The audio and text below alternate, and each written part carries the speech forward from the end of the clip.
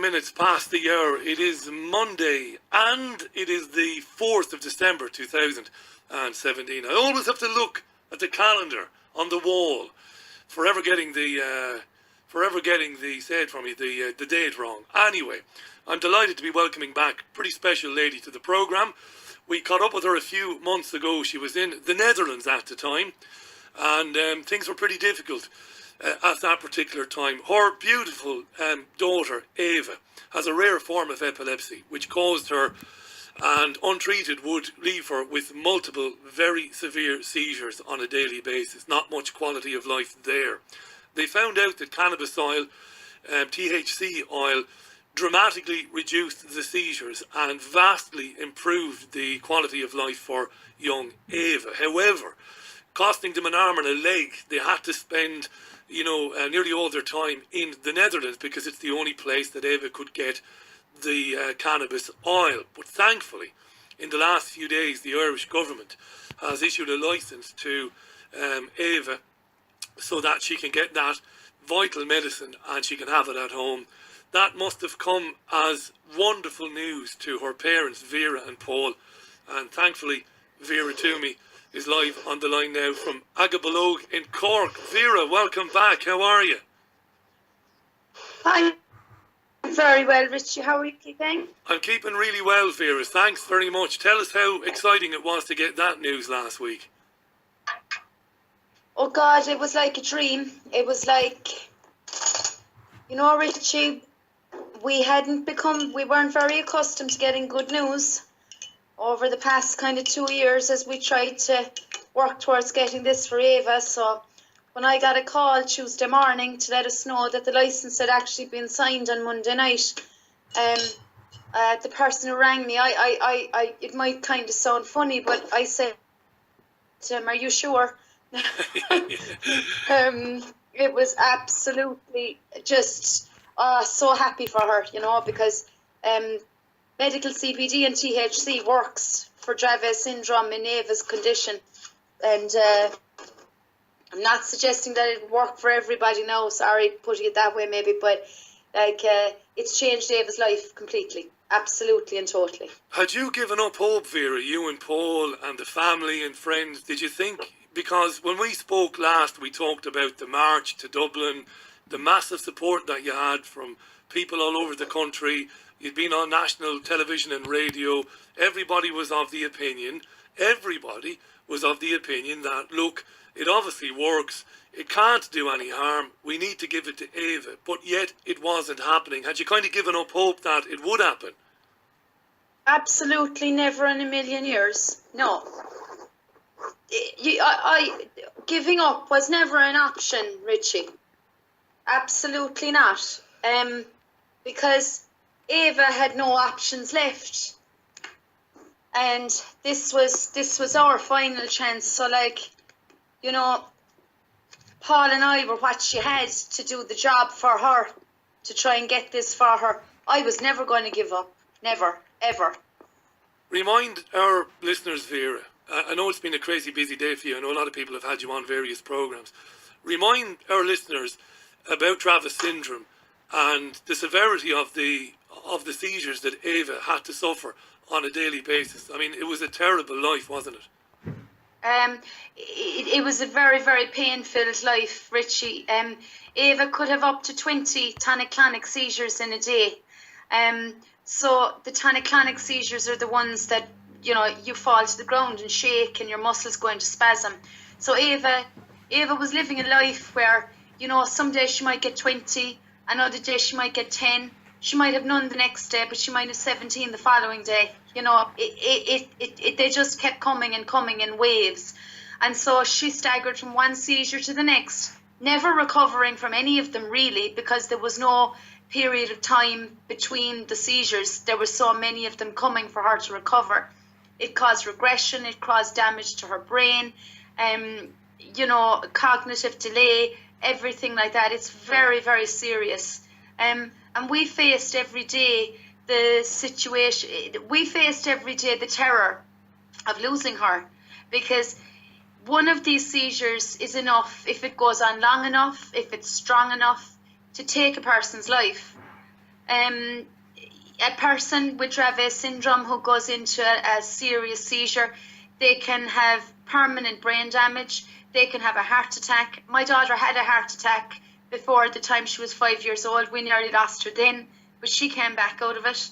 And so that's the kind of horrific day-to-day life that she had.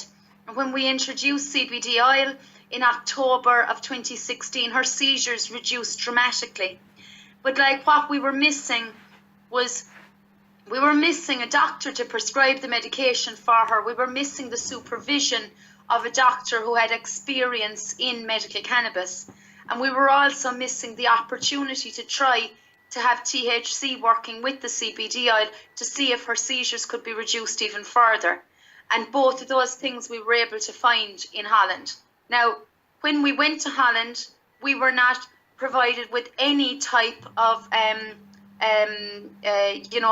we were told that we weren't allowed the treatment abroad scheme for Ava because the consultant wouldn't sign off on it, and the consultant said it was an experimental treatment. So that's why we had to fundraise. And I just want to thank again the people, because after I came on the program with you the last time, a lot of people made contributions to Ava's GoFundMe page, and without their support, Ava wouldn't have been able to take this chance to get this opportunity to go over there for such a long period of time that they made us stay there. Thanks for saying that, Vera. I knew, it's not out of arrogance at all, but I knew when you came on with us that you'd get a little boost to the fundraising, because our audience, of course, is very interested in these areas and they know a lot more about these issues than I do. So thanks for saying that, and they'll be delighted to hear that. But it's very, very much appreciated. I think I'm going to be thanking people for the rest of my life, because they gave her the chance. They really did. But you all deserve it. This is, it's wonderful. So this is big news, Vera, isn't it? Because by acknowledging that Ava needs the cannabis oil, the THC, the government is saying, well, okay, we're probably opening the door to maybe a little bit of research and development into what the oil can do, what the THC can do. It might be good news going forward for people like Ava and maybe people with other conditions. Now, I know you were very careful, and you're right as well to say, there's no guarantee because it's worked for Ava that it will work for other people. But I think we'll be talking about you long after we're all gone, Vera. We might even have Ava's name on something, because this is good news, isn't it, in terms of looking at what this might be able to do for people.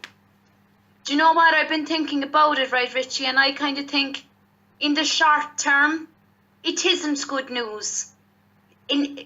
Because in the short term, we have a license for Ava, but all of the other people that are out there at the moment that need this so badly, they don't have a license at all at the moment. However, the thing is, it's another license granted, and that means that, people out there now, the second person that was granted the license were very generous in putting out the details of the application form and everything like that.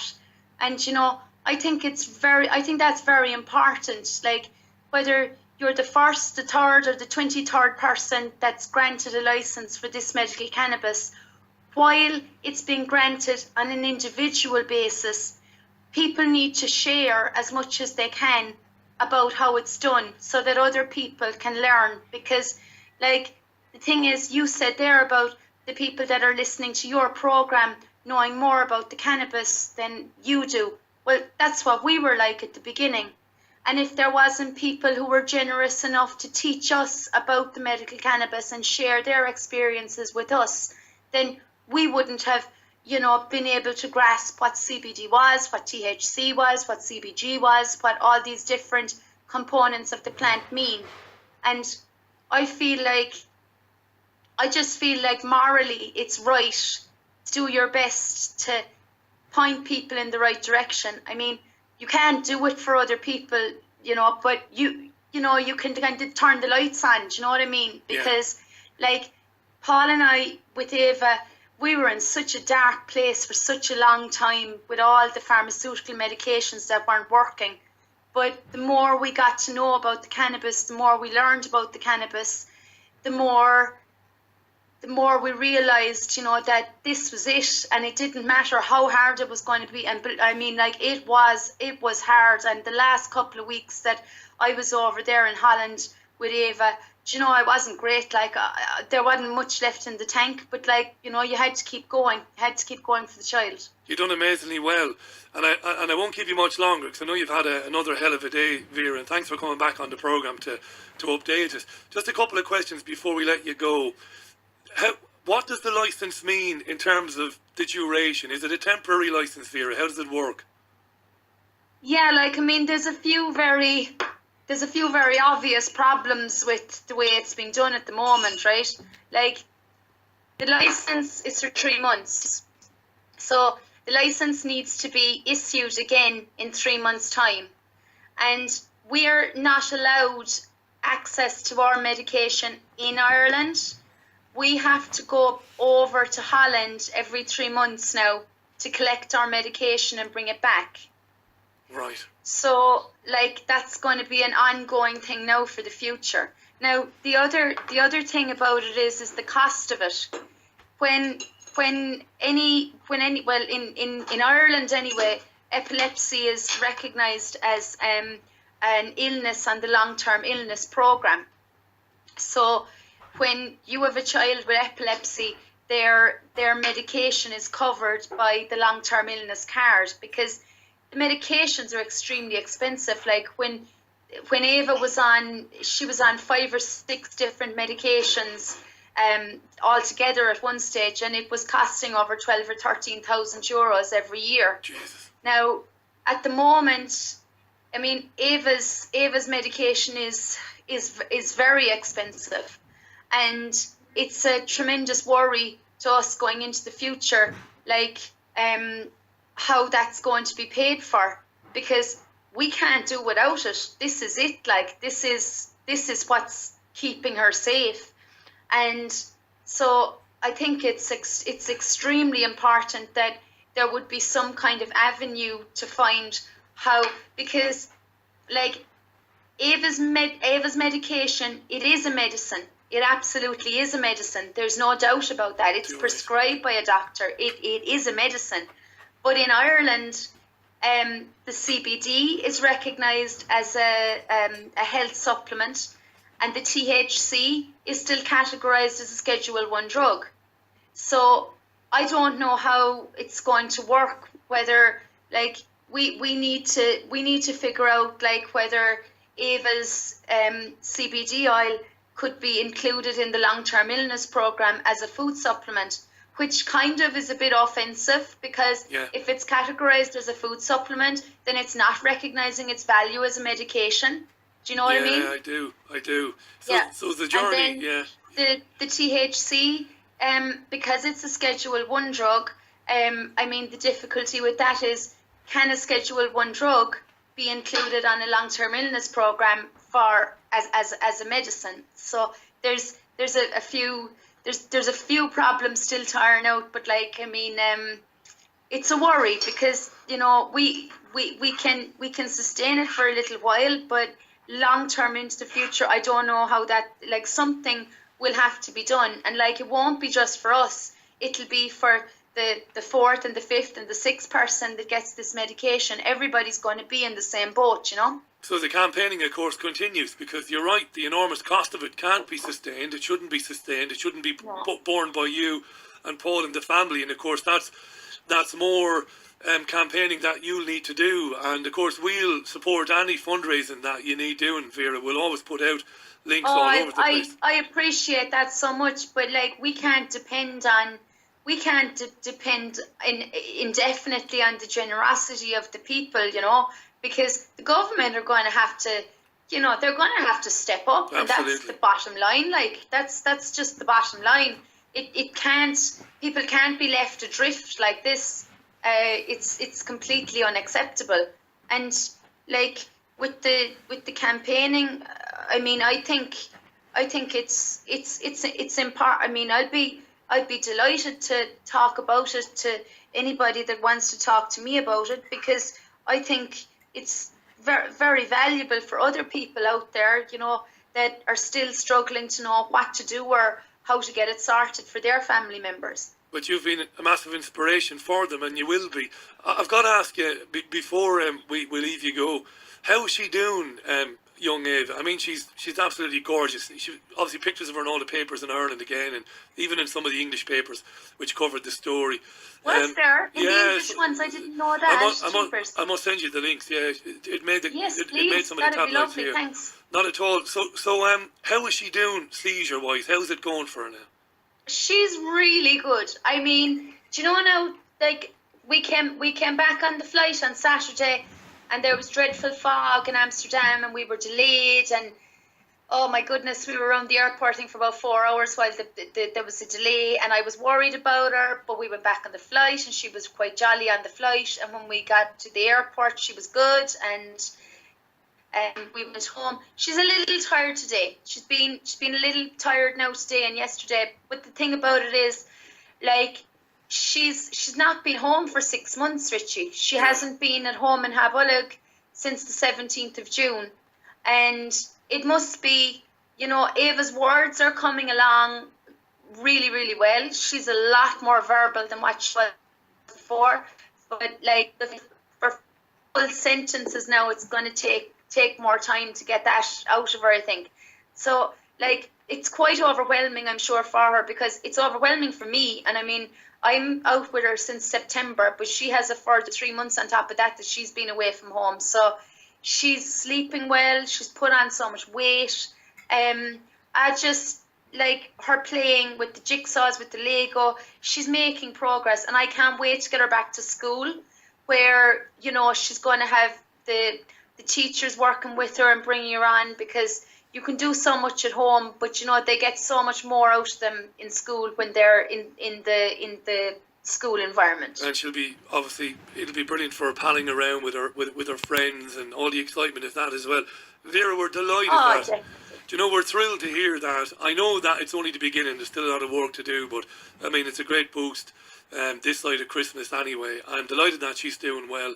Thanks for giving us your time and coming back, and give her regards to Paul as well, who's obviously of course, terrific. thanks. And to everybody else. And anytime you want to come back on with us and update us about Ava, or anytime you want a bit of publicity about any of the campaigning going forward, we'll be delighted to have you on. You're an absolute star, Vera. Thanks a million. That's fantastic. The legislation is coming back to the Dáil in January time. I think it's going back to the health committee again for what do they call it, for amendments and so forth. So, you know, that's the next thing regarding the legislation anyway that's coming. So hopefully that will be positive, because if you know it has to be legislated for here. You know, the same in England. It has to be legislated for, because they're miles and miles ahead of us in Europe, and I think it really is the future. So hopefully, you know, we'll get somewhere in January. We keep our fingers crossed and get Gino Kenny to get it over the line with the help of Too that. right. Well, Merry Christmas to you, Paul, Ava, and all the rest of the family. Look after yourself here. You're brilliant. Thanks a lot. Thanks so much. Take care. Bye for now. Bye. That's the lovely Vera Twomey, live on the line from Cork. What a great lady. And what a great story that is. Yeah, there's plenty of work to be done there in terms of, you know, they've still got to go over to Holland every 3 months to pick up the medication and bring it back. But at least they can do that. And for the time being anyway, Ava can have that medication at home. And of course, you know, we've spoken a lot about this issue off and on over the years. We've had everybody on, and we know that while I'm not a biochemist, while I'm not a biologist, while I'm not a doctor, we know that the oil has had tremendous success in various, well, in more than various, in many areas of bad health, whether it be, you know, chronic arthritis, whether it be epilepsy, like in Ava's case, whether it be pain relief, whether it be, you know, cancers, all these anecdotal stories coming from all over the world. It's all there if anybody wants to see it. You know, there might be people listening to the programme for the first time and they might think, what, really? Yeah, the oil has a profoundly positive effect on so many different things. We've had Rick Simpson on the programme. We've talked about it extensively over the years. I'm really happy about that. It's a really good news story to get over the weekend. It's exactly 16 minutes to the top